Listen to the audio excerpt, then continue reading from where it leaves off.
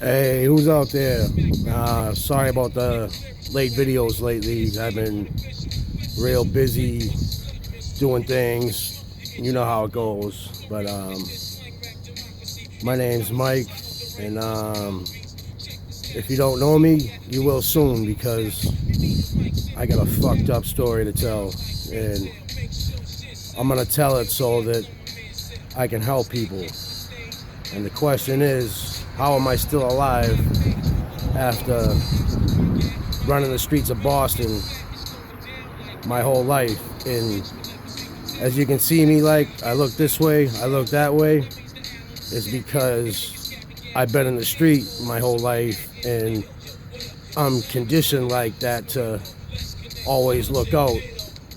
As in jail too, always watching my back, who's gonna be there, and that's just me. Like, I'm a straight G. That's all there is to it. Since I was a kid, I've always held my own ground. I've been a real dude. Everybody knows me. I'm a genuine good dude, and there's a shortage of that these days, and my head's cleared up, and I'm sitting out here wondering, where are the real people? Because I'm seeing some bullshit out here.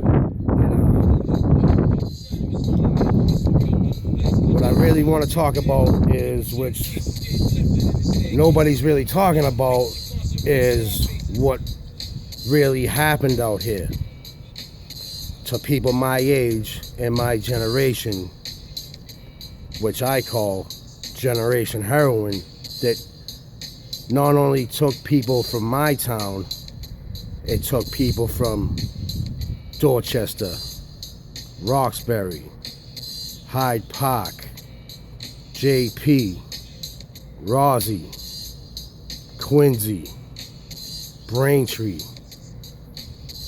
everywhere. Every single kid around here got strung out on dope. That's insane, and it's just getting worse. And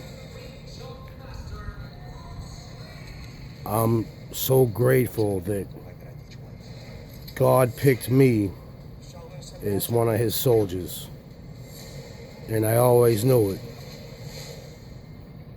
I don't walk around trying to spread the word. I have a God of my own understanding, which I pray every day. I give my life to him. I let him take the wheel. I don't try to get into this and get into that. I throw it up. I give it up. I give it to God.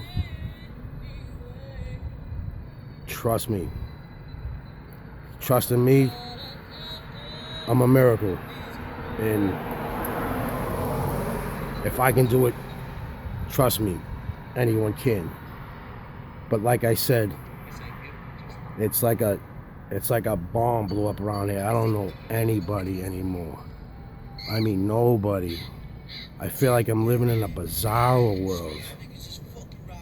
Seriously. It's crazy. But people don't understand that they're uneducated about addiction. And I've been seeing a lot of articles lately of where people get narcaned, and morons are like, just let them die. Those are the same people that are on the bus, on the train, that see an elderly or a pregnant person and they don't offer them their seat. They're the same people that see someone on the ground maybe overdosing and step over them. They're the same people that never had to struggle. They've never been in a position to go through a struggle. to be in jail time and time again, getting on the phone, making a call, nobody answers. That's a lonely feeling. What then? This shit gets me emotional because I ran these streets hard for years, and anybody that knows me knows that I didn't care. I was suicidal for years. I couldn't stop using heroin. God lifted me out of that. And people really need to get educated, because not all addicts are bad people. Yes, some are. Like, unforgivable acts for me is anybody that rapes a woman. Number one, bye. That's a write-off. I don't care if you're in my family. That's a write-off. See ya. I don't care. Bye. Later. That's real. Like, I got like, we're done. We don't know each other no more. Harm on an elderly person, same thing. Bye. Gone. Any abuse of a child, done, bye, gone, right off. That's number one. I used to wait for people like that. When I was locked up, I'm on them. What cell they in? I'm going to get them. Like, it's inexcusable. Like, unexcusable. But people need to get educated that we're not all bad people. I was just a kid playing baseball, playing sports. I was real good. I had a scholarship for baseball and soccer. I gave it all up for drugs. To sit on a corner, smoke weed with my boys, drink, and hang out for years, stuck on that corner life, that fast life, that I was 11 years old, sitting on the corner, selling dime bags of weed with a beeper. I loved it. I felt like I was the shit. And there was a bunch of us, and we all hung tight. My friends were everything growing up. And we go to the park, drink, chase girls around, and it was fun. Everybody would meet up at each other's houses, throw on some fresh gear. Back in the day, it was shell toes, jabots, throw on your Dracar cologne for the ladies, smelling good. And it was just a fun time until OCs came on the scene. And then after that was a wrap. Once them OCs came, bang, everybody on them. And the crazy thing is, of how the word heroin is so easily used these days, because if you used heroin back in the day here, you were getting a vicious beat down. Seriously. Like, Whitey Bulger was Coleman, what the fuck? Whitey was my friend's uncle, and I only seen him a couple times, and they found out that he was selling dope, came up there, gave him a vicious beatdown. That's just what happened. It was like, It was like a secret. If you did it, you didn't want anybody to know about it. Anybody. Anybody. And once everybody started shooting it. And then kids started committing suicide, overdosing all the time. And I was going to funerals every day for a long time, man. All my friends are gone to heroin. All of them. And we were just young kids, good kids, who just like to drink and party and chase girls around, man. And we all got caught up, man. We got caught up in the cycle of using heroin, committing crime, going to jail, getting out, coming back to the block, doing the same thing. Man, this shit's not worth it. It's so not worth it. I wish I knew now what I knew back then. Because this year in my life, I learned a lot. I learned that with a powerful mind and a positive attitude that you can achieve anything. It's digging deep down in yourself, figuring out why I made bad decisions, the decisions I made for myself. The drug is just a small part of my problem. My problem is the relationships I choose to be in, the people I chose to be around, and bad decisions.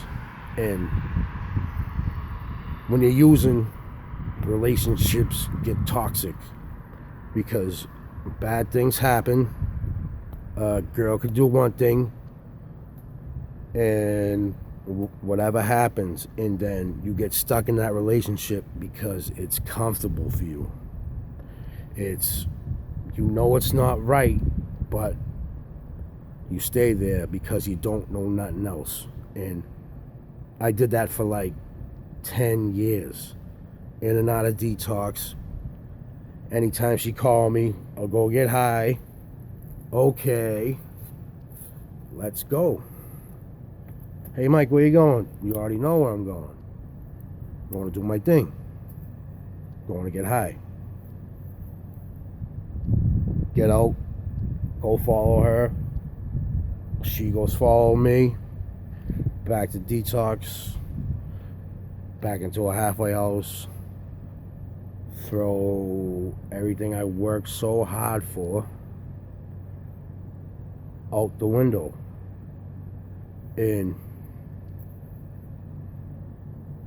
what's crazy is that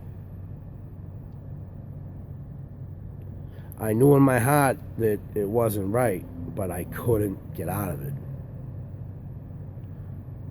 Until one day,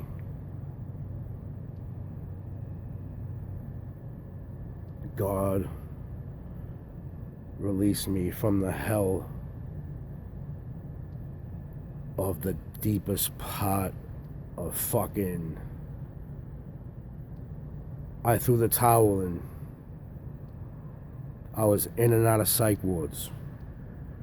I was drinking 5 pints of vodka a day, taking as many Xanax or Klonopins I could possibly find, shooting as much heroin as I could possibly do, and it was doing nothing because I had so much pain inside that nothing, no matter what I did, nothing could take it away. So one day it all changed. It all changed, man. I had a divine intervention. God stepped in, and you can call me crazy, whatever, because I really don't give a fuck what nobody thinks of me. And that day, God spoke to me and said, he said, listen, do whatever you have to do right now. Strap the fuck up. Man the fuck up. Do whatever you have to do. Whatever you have to do. Whatever you have to fucking do to make sure this little girl gets justice. And I felt a calm come over me, like a blanket of protection. And little by little, I started following those words. Like, okay, I'm gonna get through this. I'm gonna be all right. I gotta start taking a look at myself, which I didn't want to, but there comes a point in life when you just gotta strap up. Like, all right, like, I'm in. Like, okay, like, when you start slow, you start working on things that you've been running from for years, because that's why I used drugs, was to run from my problems. And every time I relapsed, it just got worse, because then now it triples. So now I got quadruple, multiply, put some more triple on that, and that's mad problems. That's mad problems, that's mad cases, that's mad warrants, that's mad disappointment, that's mad fucking family mad at you shit, that's mad that I was locked away and looking out the window in my cell, wasting life. But anyways, all that only made me stronger and to make me the person I am today. So I kept going. I had to humble myself. I had to do whatever I had to do, taking shit-ass jobs, but showing up, being there. Do stuff to make you feel good. Because when you're running the streets, you do dirty shit. So when you get clean, you gotta shrug that shit off your soul, man. You gotta it's all about yourself. Yourself, you can bring yourself out. It's 2017. There has to be more methods for people to get clean. It can't just be from a 1954 AA book. There has to be more things that, like, what do you do at 4 in the morning, right? When you're laying in bed and you get an urge. There ain't no meeting.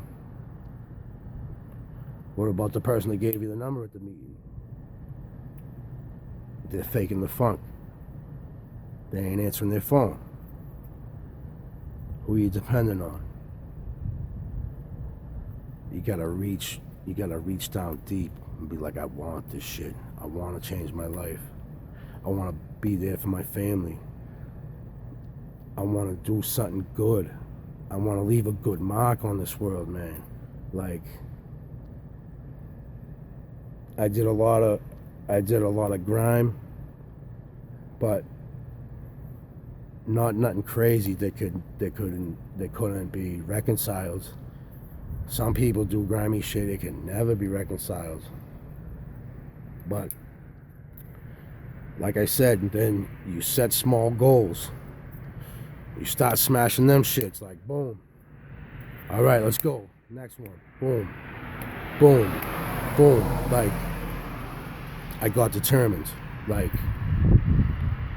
I started going to the gym, and The gym's like, it's just not a workout. Like, the gym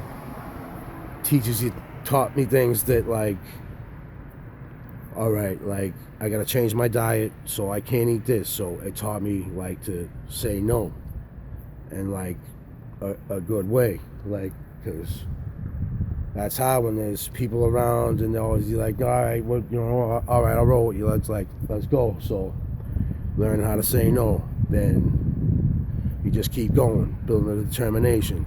All right, can I do this? All right, boom. Things to make you feel better about yourself. Anything to make you feel better about yourself. Like, that's the key. And one of the most important parts, I think, is finding good people and good relationships. Like, honest people who actually answer the phone when you call or answer a text at any time, because that's the type of people I want to be around. And because I'm loyal, at the drop of a dime, if you need me, I'm there. That's the people I need around, and there's still a couple around, and there's not too many left. There's a huge shortage, and like, recovery is beautiful. It's a beautiful thing, getting clean and realizing you've been messed up so fucking long on these streets, sleeping outside, settling for less, being around clowns that you would never even think twice about being around if you were clean. Like, just walking, train, bus, like, just to get some dope. That ain't what I want for my life. Like, there's answers to this, and I got them. Like, I'm a smart dude, like, and as you can see, that I ripped apart that dude Shapiro, McCarthy's lawyer. Like, you can't trip up. Like, he wasn't ready for a dude like me. Like, I've been through hell and back again, and then back again, and then back again, and then back again. So, like, what did he really think? Like he was going up against a giant, and he wasn't ready for me, and I made him look foolish. Like, seriously, like, you can take that Harvard degree, and, like, I'll sign it for you. Like, see you later, dude. Bye. Like, you never can prepare yourself for what I went through. It's something that's unthinkable, unimaginable. You're never prepared for it, but you have to make split-second decisions and stick to them, and stick to your guns. Fight for what the fuck you believe in. Like, where the fuck is people's hearts at these days, man? So I know I got it right here. I always did. Like, seriously, where's people's hearts at? I don't see it no more. Like that shit took mad hot. I can't control other people's actions and what they do. What I can control is stepping the fuck up and doing what the fuck I do, which I always done. So, me being me, I stepped up to the plate like a motherfucking G. Anyone who says otherwise, come see me, and I'll make you look like a fucking clown. For real. And I know who you are too, so, like, stop with your clown shit and come see me. Like, I'll make you look foolish. Because you you can't never say what you would do. Because half these scrams out here would fold like a lawn chair. Word. No hot ass motherfuckers out here. Like the people I grew up with, like that are still around here, some of them straight slizzing is on. Like kind of people that you can't even leave your girl in their house with for 5 minutes and then try and get her. Shit like that. Type of motherfuckers that you drop some shit, they'll help you look for it, and they're clean. Them type dudes. I'm good. I roll dolo. Because I know who I am. And it's people that, if anybody's hating on you and they're talking shit, is because they want something that you have and they don't know who they are. They don't know who they are. I see so many people that they're confused and they're hanging around with people that they're calling snitches and they're hanging with them the next day. Like, come on, will you? Like, I can't do that. Like, I cannot hang around with someone that talks shit and they're fake, and nah, I don't get down like that. Like, I'll tell you their face. Anybody knows, like, I'm real. Like, I'll point you out, like, and, like, I don't know what happened, because everybody used to stick together and do the right thing and help people out, and I really don't see that no more, and I'm trying to bring that back, that lend a helping hand and help out the next person. Don't be so selfish. You, in life, probably one of the reasons I'm still alive is because of how I took care of people, even still when I was using and out there. Because the more you give, the more blessings come back to you. And like I said, I'm one of God's soldiers. Like, I could only do so much, and I went above and beyond the call of duty, even after the fact, to make sure them pieces of shit paid. Like that little girl saved my life, man. She saved my life, man. That day that scrub chick told me that, and then hours later I found out what really happens. Game over. Game over. I dropped it all. Everything. Call it scared straight, but I know it's God. Because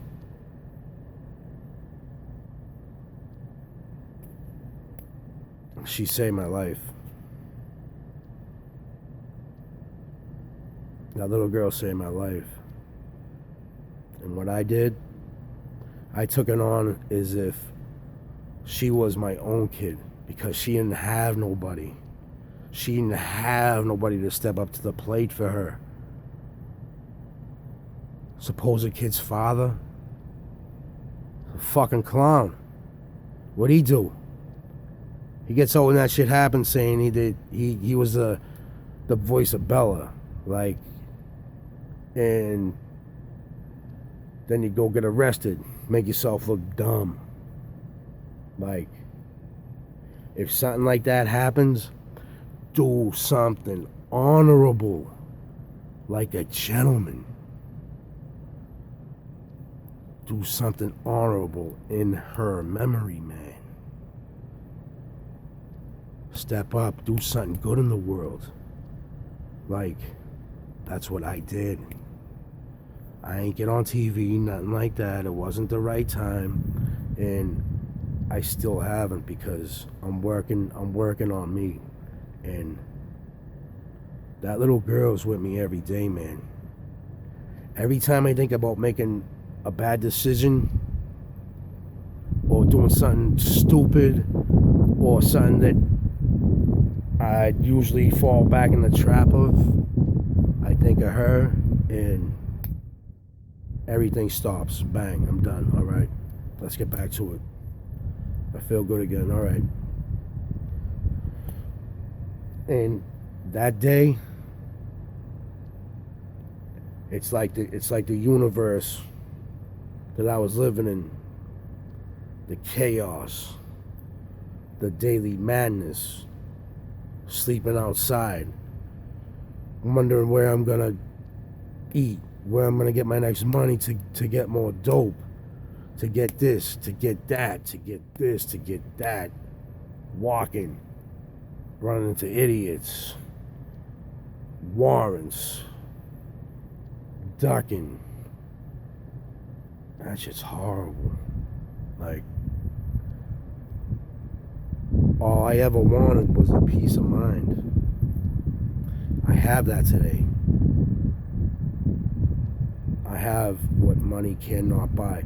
Like, people will tell you too, I used to have the worst anxiety in the world. I'd pace back and forth, smoke cigarette after cigarette, pace. Couldn't stay still, couldn't sit with myself. I'm talking about the worst anxiety. I don't have that today. How do you explain that? It's called working on myself, working through things that it's not that serious. Like, believe in yourself. Believe you can do things. Don't be your own worst enemy. Because what that does is you lower yourself and you have to stop believing in yourself. That's what I did. Got positive. Because I didn't even want my life back. I threw in the towel. Like, I was done. Like, that was a wrap. And what I'm really trying to do is spread a message of hope to people that if someone like me can stop running these streets and getting in trouble and getting their life back and always on the positive, you have to stay away from negative people.